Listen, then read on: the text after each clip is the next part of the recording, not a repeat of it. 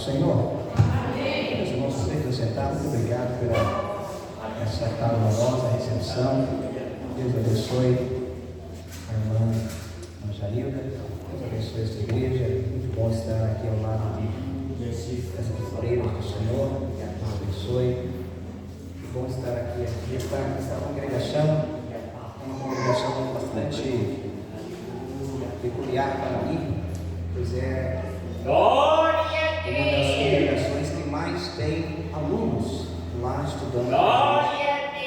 Isso nos dá uma responsabilidade um pouco maior,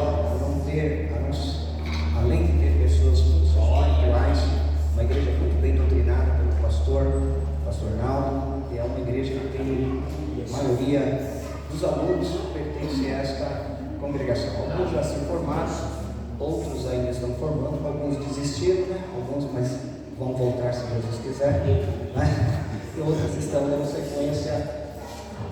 sequência ao curso. Que Deus abençoe a todos os irmãos. Meus irmãos, de verdade, sem demagogia, eu tenho muita dificuldade de falar em público. Olha que coisa tremenda. A Bíblia diz que os tímidos ficarão de fora, mas não é aquelas pessoas que têm a natureza tímida. A Bíblia diz que os tímidos ficarão de fora é aqueles que têm vergonha de falar de Jesus. Eu não tenho vergonha de Jesus. Glória a Deus. Eu tenho vergonha dos irmãos que estão vendo. De Jesus eu falo dele, mas vocês vão se olhando para mim, isso me dá mas é para os irmãos olhar. Mas isso me dá um pânico, um desespero, uma dor na coluna, eu fico apavorado. Mas que Deus nos dê graça e nós possamos falar aquilo que o Senhor assim quer. Capítulo 1 do Evangelho de Jesus, que escreveu o evangelista Lucas, quando passaram para mim, tinha um tema, né? Então tem ainda um tema, né? Que é no versículo 37 do capítulo 1, que com uma alegria enviei aqui a Natália também foi uma das que se formaram ali, mas ela só se formou só para pegar o diploma, porque ela sabia bem mais do que eu. Ela que me ajudava lá na aula, nos abençoe, alegria. O tema que os irmãos escolheram, não poderia dizer que ele era genérico, mas ele cabe em qualquer lugar. Só que a gente não pode trabalhar um texto fora do seu contexto. Porque quando esse texto foi colocado aqui, algum propósito tem. Se existe uma coisa que Deus e qualquer um de nós ficamos aborrecidos, é quando as nossas palavras são distorcidas. Quando eu tento falar uma coisa e alguém entende outra coisa. Assim também é com Deus. Quando Deus, através da sua palavra revelada, tenta mandar uma mensagem para a gente, e a gente tenta compreender essa mensagem diferente. É por isso que quando foram interrogar Jesus sobre o próximo, e Jesus disse assim: como está escrito e como vocês leem? Porque o que está escrito é o que está escrito. Agora, a minha interpretação precisa ser fiel ao texto para que a palavra de Deus cumpra o seu exercício na nossa vida. Então, quando eu peguei esse texto, não posso falar dele divorciado do seu contexto. E como o nosso irmão Lucas, que de uma forma inteligente, e ele escrevendo para os gregos, e os gregos naquela época era quem dominava a filosofia, eles que eu entendi, então Lucas teve um cuidado maior do que os outros evangelistas. Mateus, ele vai escrever o evangelho, e Mateus está escrevendo para os judeus, que conhecia da lei. Marcos estava escrevendo para os romanos, para os gentios, e Lucas então escreve para os gregos, e ele então tenta fazer a história iniciada de uma forma mais concreta. Veja que Mateus não começa falando do nascimento de Jesus, ele começa falando da genealogia de Jesus. Mas Lucas começa a dizer como tudo aconteceu. É claro que os outros tiveram com Jesus. Mateus acompanhou Jesus, ele era discípulo de Jesus. Marcos, no entanto, era discípulo de Pedro que foi citando. E Lucas, ele fez uma pesquisa. Lucas, ele ia nas casas perguntar, como o seu censo faz aí, perguntando informações. Lucas fez da mesma maneira, patrocinado por um homem chamado Teófilo, a gente não sabe quem é, e Lucas então saiu a percorrer a história, contar a história de Jesus. E ele começa falando da história de João Batista, que no versículo que nós lemos aqui, o 30, vamos ler, né? O versículo que nós lemos, ele está, essa palavra, para Deus nada é impossível, ela está entre os dois textos. Veja no versículo de número 35, para a gente começar a pensar aqui. Eu estou mais nervoso ainda, irmão, porque hoje eu preparei um sermão tão bonitinho, e aí eu estava trabalhando, correndo com o carro, coloquei o sermão no carro. Eu acho que o sermão criou asas, porque eu procurei ali, a irmã até falou: pastor, você está pior do que mulher para sair do carro. Ela achou que eu estava me enfeitando, né? Mas eu estava caçando o sermão desesperado, eu sumi, eu não sei onde está o sermão, mas só Deus para me dar graça. Então o versículo de número 35 diz assim: e respondeu o anjo e disse: descerá sobre ti o Espírito Santo, e a virtude do Altíssimo te cobrirá e as suas sombras. Por isso também o santo que há em ti de nascer será chamado Filho de Deus. E eis que também Isabel, tua prima, concebeu um filho em sua velhice, e já está no 6º mês para aquela que era chamada estéril, porque para Deus nada é impossível. Veja que o evangelista, aqui, quando ele faz essa palavra, ele vai colocar entre os dois textos. Se você começar a analisar o versículo de número 5, conta a história de Isabel. Quem era Isabel? A mulher fiel, casada com um levita, que era um homem de Deus. Porém Isabel, ela não podia gerar. A Bíblia fala que ela é estéril, e ela então, para uma mulher judia, não gerar era uma vergonha. Além de não ter o privilégio, a alegria de ser mãe, era também considerada amaldiçoada. Irmão, não era amaldiçoada, era considerada amaldiçoada. O maior problema nosso, nos nossos dias, são os chamados tradições. E algumas tradições, por exemplo, quando eu era pequeno, não chupava manga e nem comia, e não bebia leite no mesmo tempo. Porque a tradição dizia que chupar manga e beber leite dava um problema. E eu ficava com medo disso, aquilo. A minha mãe falou: cuidado, manga e leite é uma bênção, pensa num negócio bom. É que a história era que os carregadores, os escravos carregavam manga, e para eles não chupar as mangas, o patrão dava um leite para eles de manhã e dizia para eles: se vocês chuparem manga com leite, vocês vão morrer. Então eles ficavam com medo, e aí criou essa tradição, e aí as pessoas passaram para nós também assim, mas não tem problema nenhum. E aqui também tinha essa tradição de que era amaldiçoado. Às vezes, dependendo das circunstâncias, sim, mas na maioria dos casos, não. E essa mulher tinha como problema, que com as entrelinhas podemos entender o complexo. Imagine, todo mundo dizer assim: está vendo? É uma mulher justa, é uma mulher séria, é uma mulher de Deus, porém amaldiçoada. Imagine você viver com isso. Alguém olhando para você e falar das suas qualidades, e até falar, mas diz assim, porém, está vendo? Não consegue vencer, porém, coisas do gênero. E então essa mulher vivia esse drama. Mas Deus que tem o seu plano, como a nossa irmã Natália disse, que está no controle de todas as coisas. O Eclesiastes capítulo 3 vai dizer que tudo tem um tempo preparado para Deus, por Deus. Não adianta a gente querer antecipar e nem adianta a gente querer atrasar, não tem jeito. Tudo acontece no tempo certo, na hora certa, no momento certo e do jeito certo de Deus. Para Deus não há tarde e também não há cedo, porque Ele é um Deus que trabalha com a sua posição decretada, e quando Deus decreta, vai ocorrer na hora que Ele assim determinar, para a glória do seu santo nome. E nós olhamos aqui nesse texto, então nós vamos ver que este homem, Zacarias, ele foi convidado pela sua turma, ele era sacerdote, para entrar no templo. Olha que coisa tremenda. E ele entrou para fazer um sacrifício. E quando ele entra para fazer este sacrifício, vocês terminam aqui às 14 horas, às 4 horas, né? Mas Deus vai me usar só até as 4 horas. Até as 4 horas Deus vai me usar. Aleluia. Glória a Deus. Vocês ficaram em casa o dia todo lá, eu não estava trabalhando, estava lá na batalha. Vamos lá. Eu vou começar a fazer igual os irmãos que cantam. Eu vou começar a pedir para o pessoal lá da pregação ficar em pé também. Né? Vocês já perceberam? Porque a cantora, ela colocou a gente em pé, aí na hora da pregação ela senta ali e eu fico em pé. Brincadeira, irmãos, é brincadeira. Eu vou pregar sentado também. Billy Graham pregava sentado. E quando ele fazia o apelo, milhares e milhares de pessoas vinham para frente aceitar Jesus.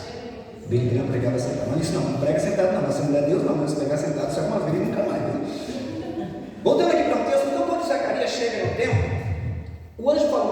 coisa interessante para ele. O meu texto é de Maria, mas para fazer a introdução, o anjo fala uma coisa para ele. Diz para ele assim: Zacarias, as tuas orações foram ouvidas. Isabel era estéril, como eu disse aqui. Irmã, se a senhora conseguir tirar só o eco, eu não vou falar mais. Eu nunca falo mal de sonoplasta, irmão, porque se eu fosse um sonoplasta e o cara falasse mal, eu desligava e ia embora. Verdade, levava o cabo ainda. Mas só o eco, porque o eco aqui está. Está vendo? Não está fazendo eco, está fazendo eco, eu estou ouvindo demais.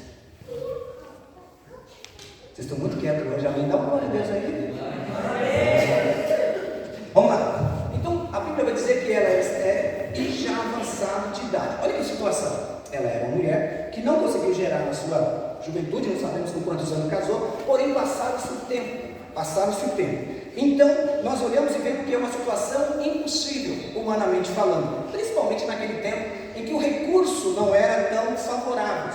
Então, passou o tempo, ela era uma mulher estéril e ela estava com idade avançada. Mas olha que o anjo fala para Gabriel, para Zacarias, quando ele vai no templo. Diz assim: Zacarias, as tuas orações foram ouvidas. Eu parei para pensar nisso aqui um tempo, e quando eu disse, as tuas orações foram ouvidas, dá para se entender que Zacarias, mesmo vendo que a sua circunstância natural, ou a situação natural, era impossível, mesmo assim ele orava pelo impossível. Mesmo que a situação era difícil, o impossível, humanamente falando, só Deus poderia fazer aquilo, porque Zacarias já tinha o exemplo, ele conhecia a lei, de Abraão, quando Sara também, já na sua idade avançada, teve o seu filho, e ele também conhecia a história de Isaac, da mesma forma que Isaac orou 20 anos pela sua esposa, para que gerasse filho. Então ele continuou esta mesma tradição de orar para que o impossível aconteça. Parece que nós vivemos, irmão, dentro de uma redoma agora, analisando só o que é possível, A gente fica olhando e dizendo assim: isso é impossível, mas é impossível, deixa eu abrir um aspas aqui, para muitas coisas que nós falamos que é impossível, é porque nós somos preguiçosos, desculpa a minha essa expressão, é porque às vezes a gente não quer se esforçar, a gente não quer, que a gente está falando impossível, mas se um homem consegue, outros homens também conseguem. O maior problema nosso, muitas vezes, é que nós ficamos colocando na barreira, mas não em Deus ou na circunstância, mas em nós. Nós não fazemos nada e queremos resultado de coisas grandes.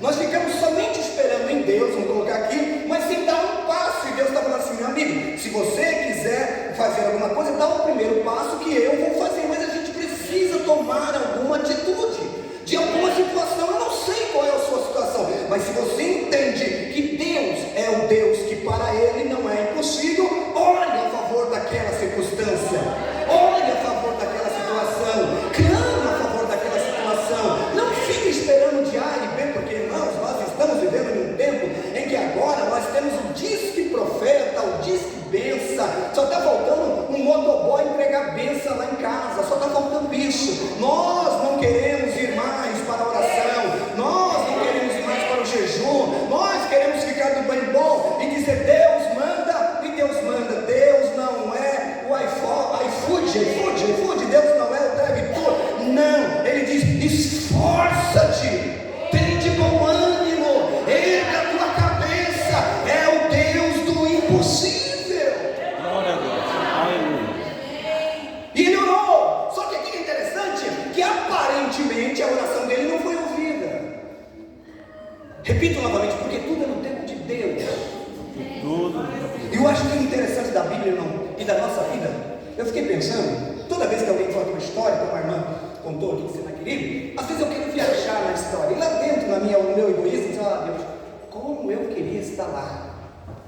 Aí a palavra de Deus fala, claro, no sentido de entendimento: se fosse para você estar lá, você estava lá. É para você estar aqui. Aleluia, glória a Deus. A gente quer viver em outro tempo. Se fosse para viver em outro tempo, você teria nascido naquele tempo.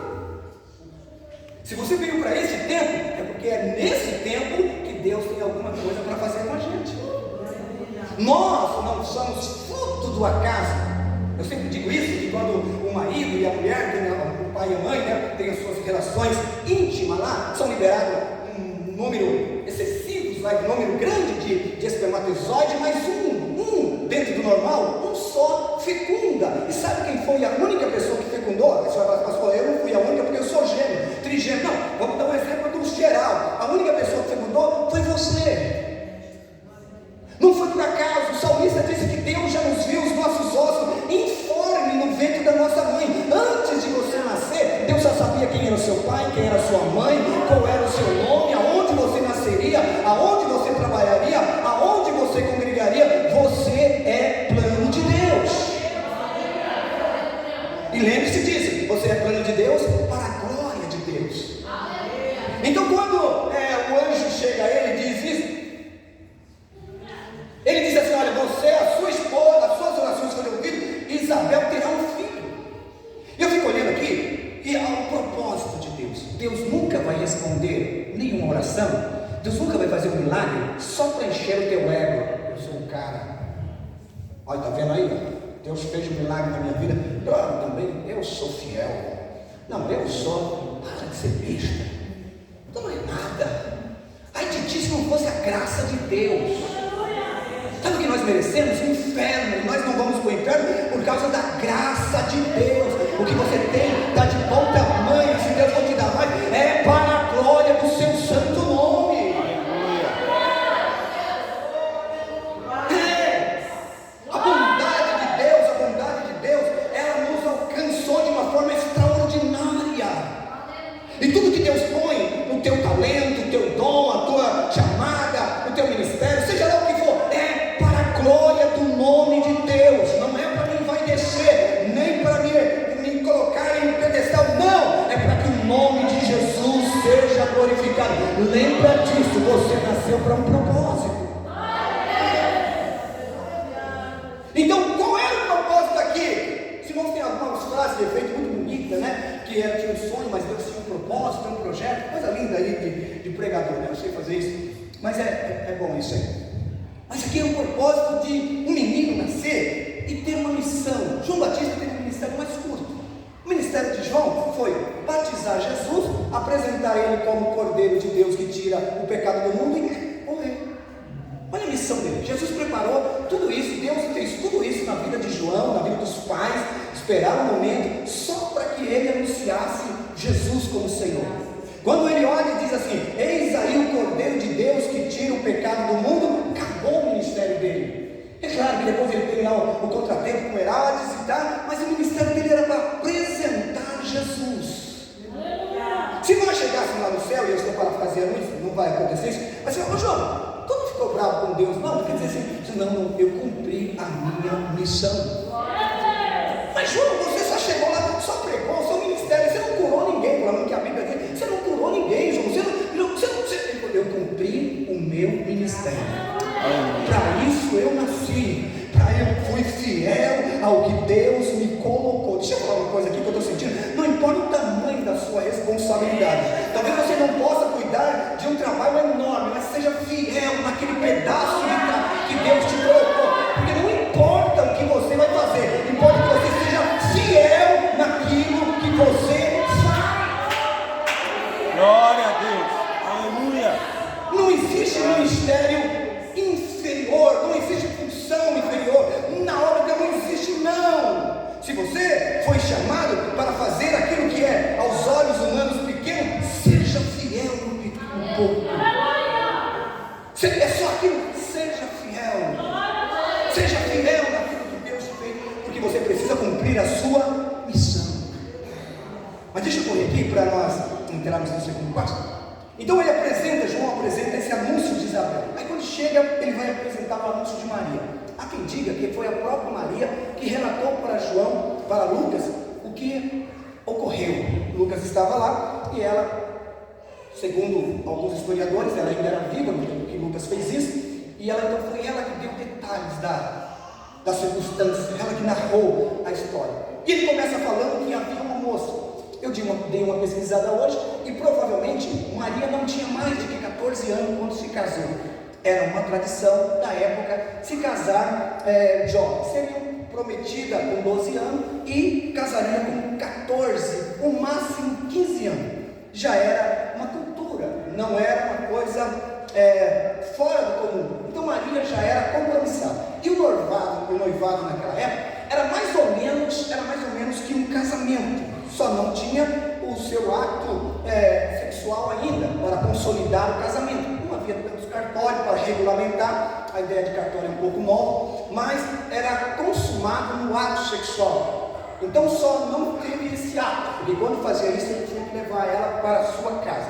Então provavelmente Maria era uma jovenzinha ali, de 12, 13, até máximo 15 anos, diz historiadores, quando ela se casa de verdade com José, não tendo relações porque Jesus estava no seu ventre. E quando chega o diálogo, o anjo, veja que é o anjo, nós pensamos que é o mesmo anjo, aqui a partir do versículo 26, dá o nome, que é de Gabriel. Gabriel é o anjo mensageiro, e diz que era o mesmo anjo que apareceu a Zacarias.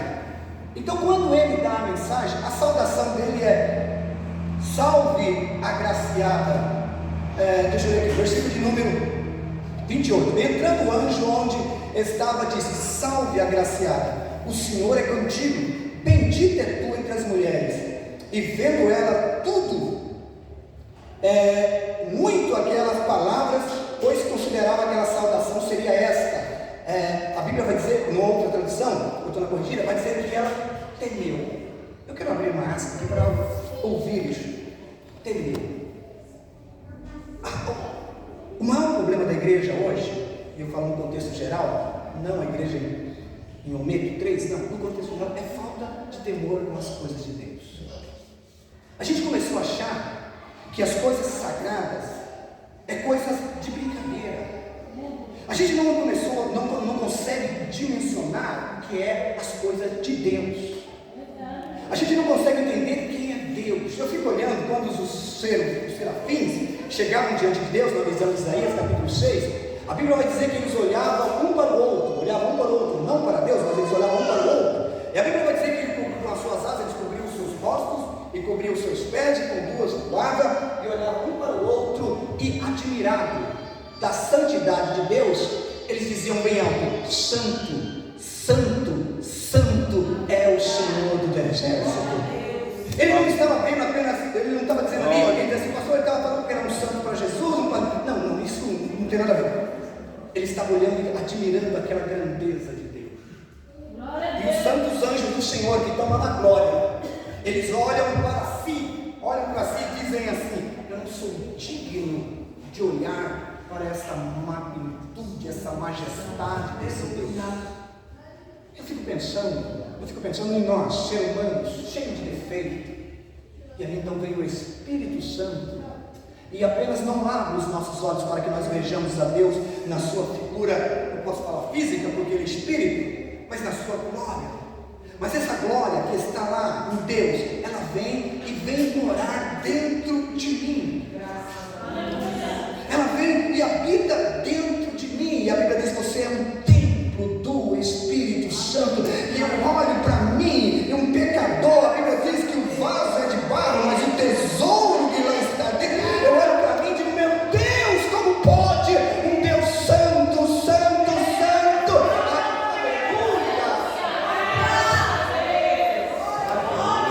Habitar em um pecador como eu, morar em mim. Maria se assustou com aquilo.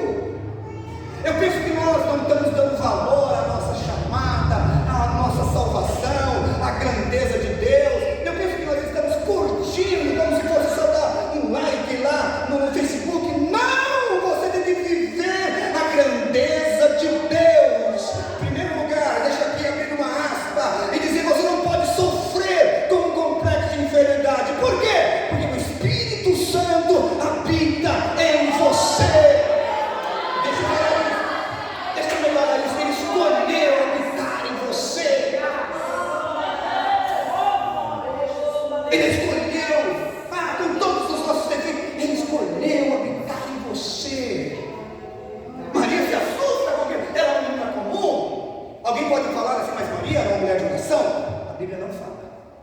Não que não seja, mas não fala. Não, mas Maria tinha suas virtudes.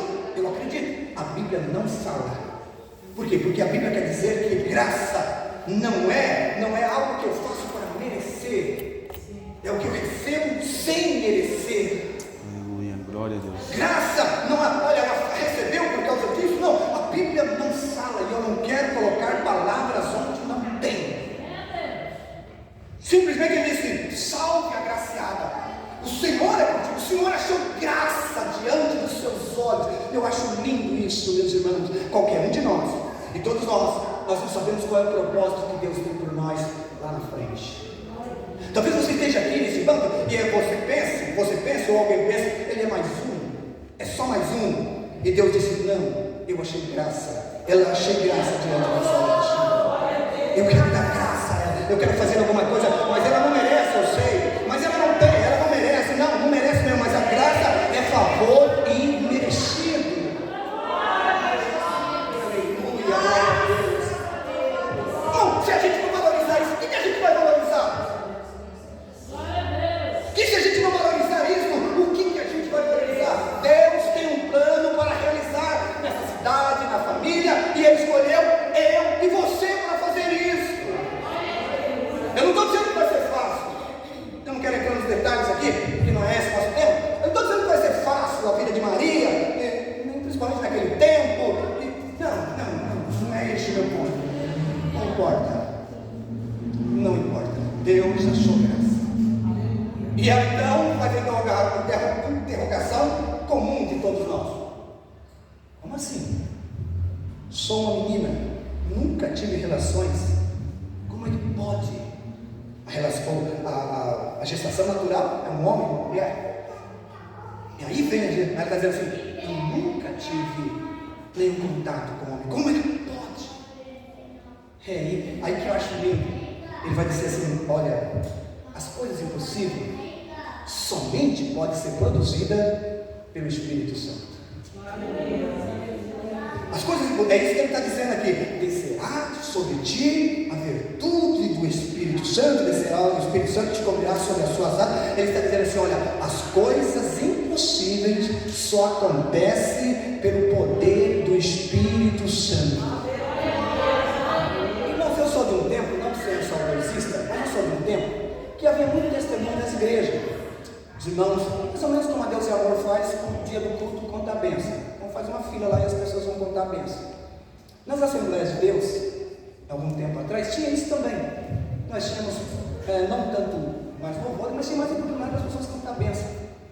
E muitos testemunhos que eu ouvi, que às vezes, menino ainda, sem entender muito, e a gente pensava: meu Deus, será que é verdade isso? Conta-se um testemunho, rapidamente, que lá na cidade, se eu não me engano, de Casa Amarela, ainda mandou um post lá, falando sobre a irmã Celina de Albuquerque, que foi a Celina ou foi a Albertina? É a Celina, né? Celina, que é a fundadora do ciclo de oração lá em Casa Amarela. O Celina, a Celina e a Albertina. Uma das duas, uma foi a primeira mulher a ser batizada no Espírito Santo lá em Belém do Pará. A Celina foi a primeira batizada no Espírito Santo. Então foi a Albertina que foi a fundadora, né? E conta-se que uma irmã estava no ciclo de oração e ela não teve como deixar, deixou os seus meninos em casa. Os meninos brincando, foram fazer uma comidinha lá e tomaram um veneno. 3 meninos. E aí, os vizinhos perceberam a agonia dos meninos, então correram. E quando viram, os meninos estavam babando lá e tudo, levaram para o hospital. E aí já começaram a falar da irmã que estava no ciclo de oração e tal, lá, contando que ela era uma responsável, quando deixa 3 crianças em casa, coisa do gênero. E a irmã recebeu a notícia que as crianças estavam no hospital e ela disse: deixa eu terminar aqui o culto, eu vou lá ver o que está acontecendo. Quando ela ficou sabendo, o coração da mãe doeu, e o médico chegou e falou para ela: olha, o seu 3º filho acabou de falecer, os 3, e ela com muita dor no coração, pediu para ir lá, e eles não queriam deixar, e o médico sentiu compaixão dela, e deixou ela. E ela se ajoelhou perto de um menino e ficou lá um bom tempo e dizia apenas assim: Jesus, eu quero levar meu filho para casa, como é que eu faço? E orando: Jesus, está na sua casa. E orando, passou um segundo tempo, de repente o menino começa a se tremer, e alguém olha assim e diz assim: olha, o que aconteceu? aquele alvoroço todo, pega o menino e leva para a CTI. E aí ela levanta daquele lugar e vai para perto do menino, do outro menino. Jesus, quero levar meu filho para casa. Quero levar meu filho para casa, Jesus.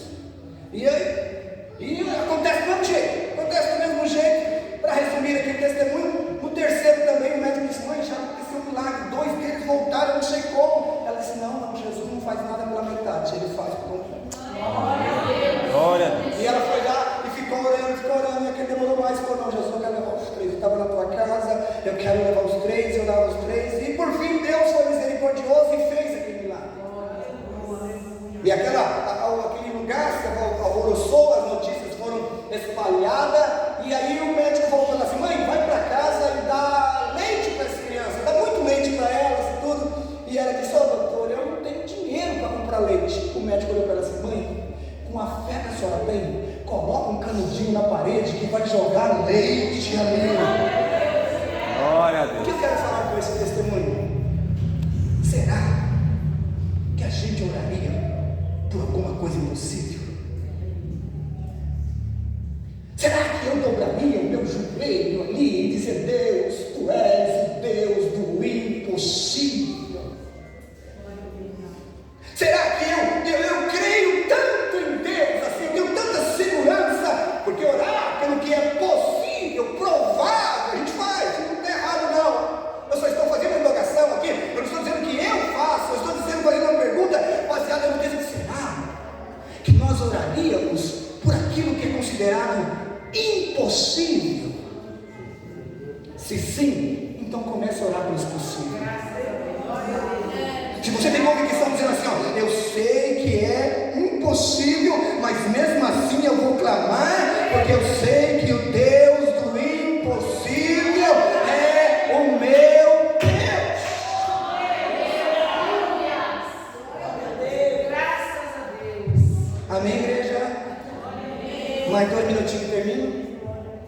Glória a Jesus. Mas algo interessante: quando Maria recebe esta mensagem e contou toda a história, porque o anjo do Senhor detalhou todo o plano, que vai nascer o Senhor e ele vai ser o Salvador. Eu acho bonito isso, Jesus. Como eu repito a expressão que eu usei: antes de você entender o plano, já tem um plano. Deus já preparou um plano, ele só vai te explicar, se ele quiser, é claro, ou lá na frente para executá-lo. Então ele revela todo o plano para ela, e um plano de grandeza mesmo. Ela seria a mãe do Salvador. Primeira coisa, não precisa crer de verdade nisso, porque ela não tinha relação sexual com nenhum homem. O anjo está falando que ela ficaria grávida da virtude do Espírito Santo. Isso é coisa de louco. Para crer nesses negócios aí precisa ter fé mesmo. E olha o que ela responde. Versículo 38. Diz-te, claro, versículo 36 para ficar claro: e eis que também Isabel, tua prima, considerará e dar o filho. Esse já está no 6º mês, para que saiba, aquela que era chamada estéril. Está dizendo: você está vendo, a tua prima já tem um testemunho. E ele está dizendo assim: para que saiba, ou para que entendam que para Deus nada é impossível. Disse então Maria: eis-me aqui. Eis aqui a serva do Senhor. Olha o que ela vai dizer: cumpra em mim segundo a tua palavra.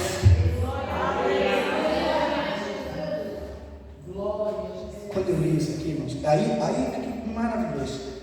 Deus não falou para Isabel que o que ia acontecer, não. Deus não falou para Isabel, porque a forma de Deus trabalhar são diversas. Mas aqui ele falou para ela, mas ele esperou. Veja que o versículo termina dizendo: e o anjo ausentou-se dela. Veja que ele esperou ela dizer sim.